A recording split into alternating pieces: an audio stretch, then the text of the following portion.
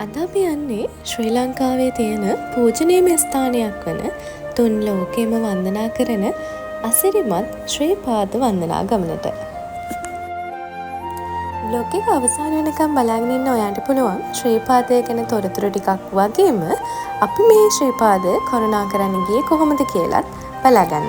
ශ්‍රී පාදය කියලා කියන්නේ ශ්‍රී ලංකාවේ තියෙන ඊටාම පූජනීය ස්ථානයක් වගේම තුන් ලෝකයටම පූජනීය ස්ථානයක්. ශ්‍රී පාද වන්දනා සමය සාමාන්‍යයෙන් උදෑට පොහොයෙන් ආරම්භ වෙලා වෙසක් පොහොයෙන් ඉවර වෙනවා. ශ්‍රී පාදය කරුණා කිරීමට ප්‍රධාන මාර්ග තුනක් තියෙනවා. එකක් තමයි හැටන් මාර්ගය, රත්නපුර මාර්ගය සහ කුරුවිට මාර්ගය කියන මාර්ග. හැටන් මාර්ගය වගේ යනවා නම් ඉතා පහසු මාර්ගයක් විදිහට සැලකනවා.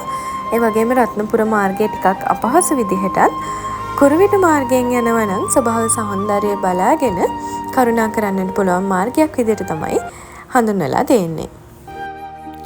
අපිට මෙතනින් ඉදිරියට හම්බ වෙන්නේ සීත ගඟුල. උඩින් කන්දෙන් ගලාගෙන එන අයිස් කැට වගේ වතුරෙන් වන්දනාකරුවන් වගේම කෝඩුකාරයනුත් අනිවාර්යෙන්ම ගමන ආරම්භ කරන්න කලින් මේ සීත ගඟුලෙන් පිරිසිදුලා තමයි ගමන ආරම්භ කරන්නේ. මෙතනින් ඉදිරියට අපිට හමුවන්නේ ඉදිකටුපාන. කෝඩුකාරයෙක් යනවා නම් අනිවාර්යෙන්ම ඉදිකටක් සහ නූල් බෝලයක් අරගෙන යන්න ඕනේ. මේ කරන ආකාරයට ඉදිකට්ටට නූල අමුණවලා අපි මෙතනදී ප්‍රාර්ථනා කරන්නේ ජීවිතයේ කිසිම අවස්ථාවක ඇස් පෙනීම අඩු වෙන්න එපා කියන ප්‍රාර්ථනයත් එක්ක තමයි මේ චාරිත්‍රයේ කෝඩුකාරයන් ඉටු කරන්නේ. ඉදිකටුපාන පහු කරන අපි ඊළඟට අපිට හම්බෙන්නේ ශ්‍රී පාද කරුණා කිරීමේදී ටිකක් අපහසුතාවයක් දැනෙන මහගිරි දඹය. මහගිරි දඹයට අපහසුතාවයක් දැනෙනවා නම් සහ මේ කරුණාවේදී ඕනෑම අවස්ථාවක අපිට විවේකයක් අරගෙන නැවත කරුණාවේ යෙදීමට අවස්ථාව දෙනවා.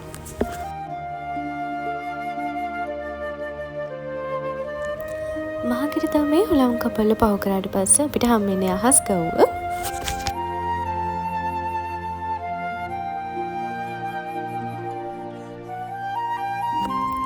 මේ වෙනකොටත් වෙලාව පාන්දර 3ක් පහු වෙලා. ඉතින් මහගිරි දඹයේ හුලම් කපල්ල කියන්නේ මෙතන නම් ලොකු සීතලක් දැන්නා හුලඟත් එක්ක.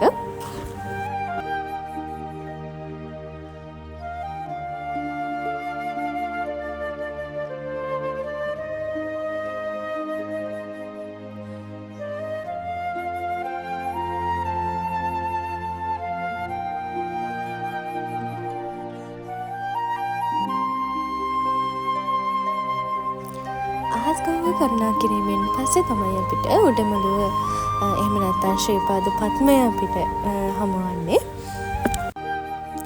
තුම්ම ශ්‍රී පාදයේ වැඳ පුදාගෙන අනතුරුව අපි ඉර සේවය බලන්න ආවා. නමුත් අපි ගියපු දවස් ටිකේ වැස්සි කාලගුණික තත්ත්වයක් තිබ්බ නිසා ඉර සේවය අපිට හරියටම බලා ගන්න බැරි වුණා. මේ දුමෙන් වගේ වැහිලා තිබ්බේ. ඉතින් මේ තියෙන්නේ ඒකේ අපි ගත්ත වීඩියෝ ක්ලිප්ස් ටිකක්. අද මේ පූජනීය ශ්‍රී පාද වන්දනය සාර්ථකව නිම කරන්න අපිට භාග්‍ය උදා වුණා. ඉතින් ශ්‍රී පාදයේ කරුණා කිරීමේදී තබන හැම පියවරකම තව තවත් භක්තියක් ඇති වෙන එක තමයි අපිට උනේ. ශ්‍රී පාදයේ කරුණා කිරීමට ආසාවෙන් ඉන්න සියලුම දෙනාට ඒ භාග්‍ය හිමි වෙන්න ඕනේ. ඒක අපි ප්‍රාර්ථනා කරනවා. ඒ වගේම ශ්‍රී පාදයේ කරුණා කිරීමේදී ඔබට යම් අපහසුතාවයක් කොතනකදී හෝ දැනෙනවා නම් උතුම් තුන්වන්ගේ පිහිට සිහි කිරීම සහ සමන් දෙවියන්ගේ පිහිට සිහි කිරීමෙන් ගමන ආරම්භ කරන්න. ඔබට කිසිම අපහසුතාවයක් දැනෙන එකක් නැහැ. ශ්‍රී පාද කරුණාවේ බ්ලොග් එක මෙතනින් ඉවර වෙනවා. දවසක මතක අපේ channel එක subscribe කරලා තියාගන්නත් අමතක කරන්න එපා.